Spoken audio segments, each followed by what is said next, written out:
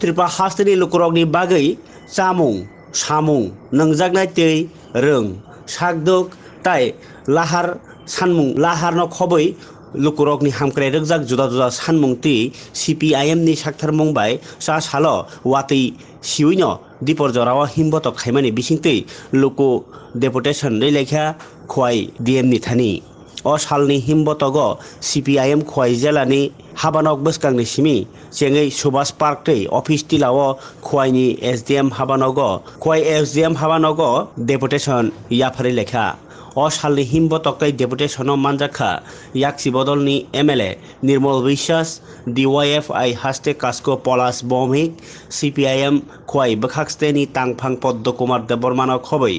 yaksi bodolni Teiphang Ronjit Deborma tai Alam Raino khobai juda juda CPIM ni adong rok o salo watei situtei phano borok kusu manjak mung nukjakha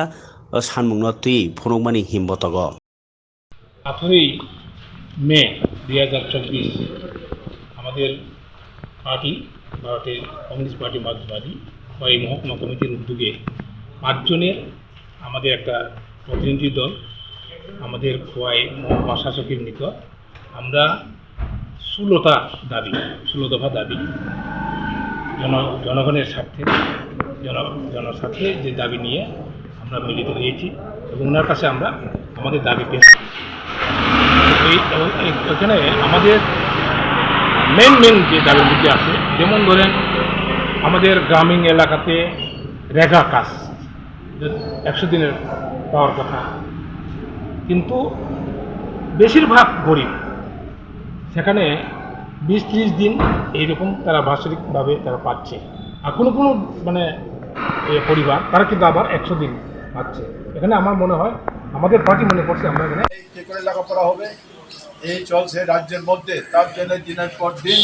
লেখাপড়া খুব নিম্নমানের দিকে চলে যাচ্ছে এটা নিয়ে আজকে আমরা এই জেনারেশনে এটা তুলেছি আগামী দিনে এই শিক্ষাকে অগ্রগতি করার জন্য আজকে আমাদের এই ডেপুটেশনে এই মিছিলের দাবি যাতে রাজ্য সরকার আরও বেশি নিয়ে অর্থাৎ বেশি করে এই শিক্ষাকে অগ্রগতি করার লক্ষ্যে আরও এগিয়ে আসার জন্য আমাদের আহ্বান আর জনগণ সাথে আছে এই শিক্ষাকে অগ্রগতি করা সহ যে রাস্তাঘাট পানীয় জল সারা রাজ্যের মধ্যে খুব বেহাল অবস্থা রাস্তা মানুষ চলাচল করতে পারছে না একটা উদাহরণ দিচ্ছে এই খোয়াই শহরের রাস্তা আমরা একটু আগে যে মিছিল করলাম পাটিবিশ থেকে এই যে ডিপেন চমনি পর্যন্ত রাস্তা ভীষণ খারাপ বা অন্যান্য দিকে খুব খারাপ কোনো মধ্যে রিপেয়ার করা হয়নি মেরামত করা হয়নি গাড়ি ঘোড়া সাইকেল কোনো মতেই চলতে পারছে না এটা অনেক দিন আগের থেকে আমাদের দাবি ছিল কিন্তু রাজ্য সরকারের পক্ষ থেকে বা এখানে নগর পঞ্চায়েত যা আছে তার যে দায়িত্ব এই দায়িত্ব পালন করেনি তার জন্য আমাদের সাব ডিভিশনের আমাদের খোয়াইবাসীর বিক্ষোভ যে এই সমস্ত প্রশাসন যেভাবে চলছে এটা তাড়াতাড়ি উদ্ঘাট করা দরকার কাজেই আমাদের এই দাবিগুলোকে নিয়ে আজকে আমরা ডেপুটেশন দিচ্ছি আরও আগামী দিনে এই দাবি নিয়ে আমরা এগিয়ে যাব